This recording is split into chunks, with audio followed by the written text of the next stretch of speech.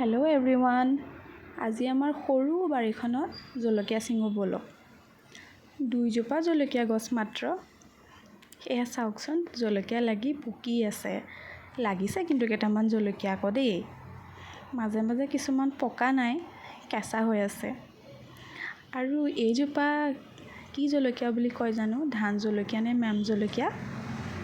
খাওঁ বা নাখাওঁ সেইটো পাছৰ কথা, কিন্তু গছজোপাত লাগি থাকিলে মানে ঘৰৰ বস্তু বুলিলে কিবা এটা দেখিয়ে ভাল লাগে নহয় জানো। খোৱা নোখোৱাটো আৰু পাছৰ কথা। আৰু ভাবিলোঁ ওচৰতে লাওজোপা আছে, তাৰে আজি বন্ধ দিন বুলি আগকেইটাকে ভাজি খাওঁ।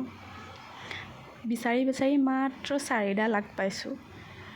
আৰু ৰাস্তাৰে গৈ আছে গণেশ বাবা। যি হওক আৰু 2ডালেই হওক বা 4ডাল, সেইকেইডালকে কুটি বাচি বোলো আজি সেইকেইডাল বনাই পেলাই সেইকেইডালকে খাম আৰু।